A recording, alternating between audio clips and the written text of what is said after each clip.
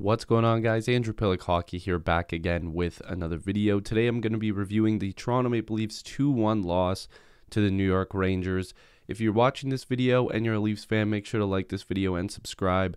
I know there's a ton of people that watch these videos that aren't subscribed. I'd really appreciate it. And if you don't want to do that, just liking the video definitely helps. But the Toronto Maple Leafs once again have run into a hot goaltender who's just making saves left and right. Igor Shesterkin, 40 saves on the night to almost just dismantle the Leafs offense. They did get one, but definitely a frustrating night for the Leafs in terms of scoring. Jack Campbell was in net for the Leafs. He played pretty well. I kind of want to highlight a few players before we get into the actual stats and stuff like that. I thought Kerfoot was really good last night. I thought Nylander had some really good moments, but man, Kerfoot, like I said, was really good. Jack Campbell made big saves when he needed to, and it was the return of Austin Matthews, and he had a lot of shots on goal. He had a lot of good chances, and they just weren't going in. So going forward, this team could be a lot better. And once Austin Matthews starts burying those chances, once Tavares and Marner start getting a chance to bury some, this team will look a lot better. But I think that there were some highlights. I thought Michael Bunting was really good last night.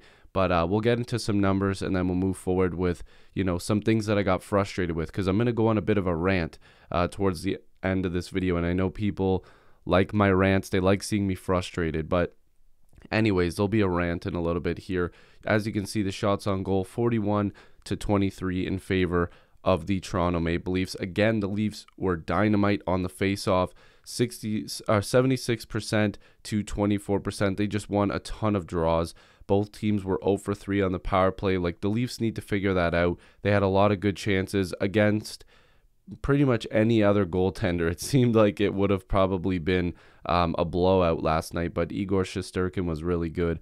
6 penalty minutes, of course, for both sides. The hits were 33-19. The Leafs were not at all physical last night. They weren't matching any of the Rangers' physicality, which was a little frustrating. The blocks were 14-12 in favor of the Rangers, and giveaways, the Rangers had 17 while the Leafs had 14. Now, the goals in the first period, Mika Zibanejad scored his first of the season unassisted. That one I wasn't a real big fan of in terms of the effort. There was a lot of guys puck watching.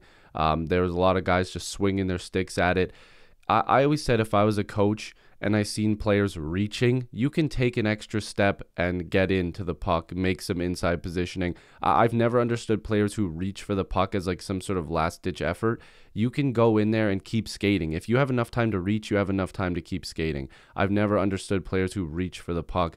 Again, that could just be me, but I'm not a big fan of that. In the second period, Michael Bunting got his second of the year, assisted by Riley and Johnny Toronto. Now, here's the thing.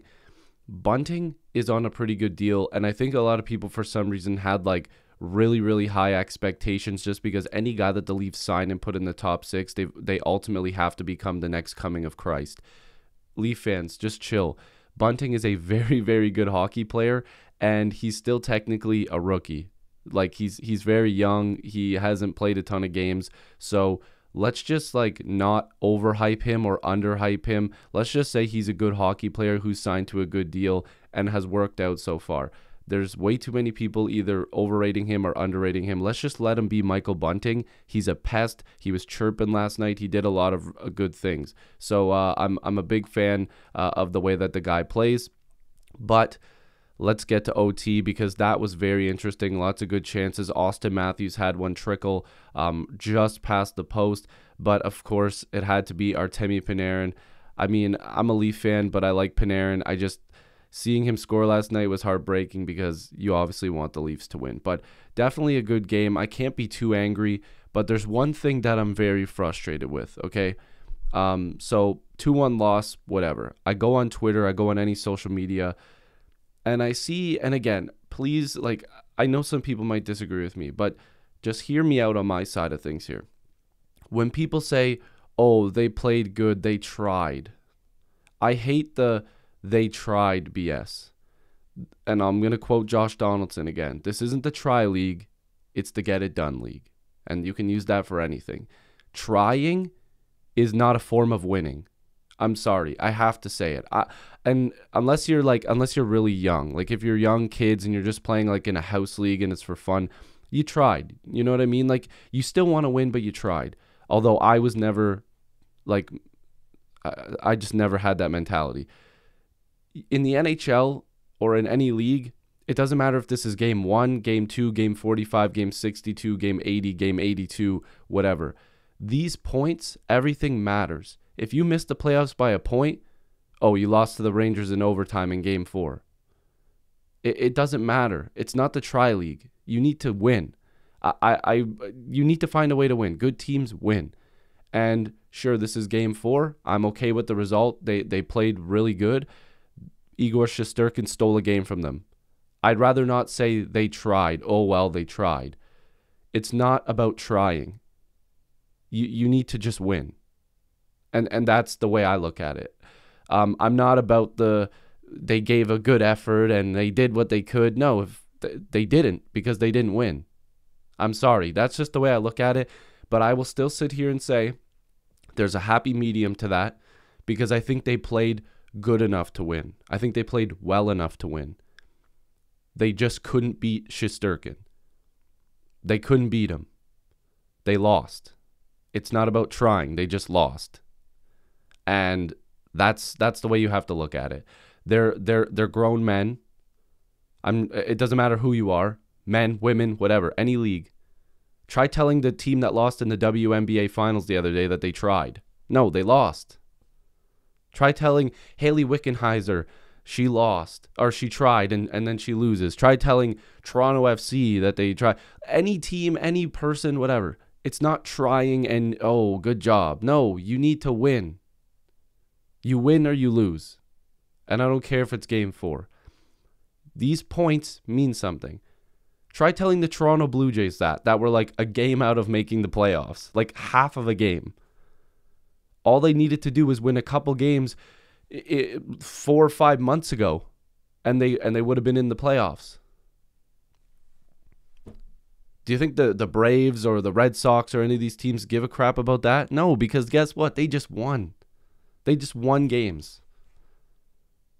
So I know that this probably seems a little ridiculous for just a regular game review in game 4, but I hate seeing a constant flood of tweets saying that they tried.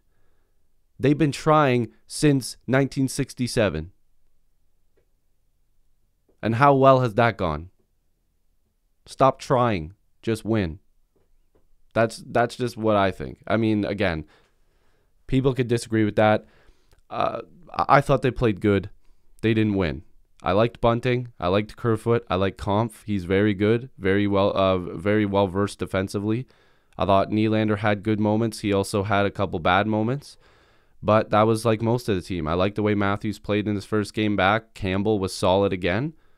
But you got to find a way to win. So let me know what you guys think. Probably going to get some frustrating comments about my my rant there. But if you are new here, make sure to like this video and subscribe. Join the squad. Love to have you here. And yeah, I'll see you guys in the next video or stream. Peace.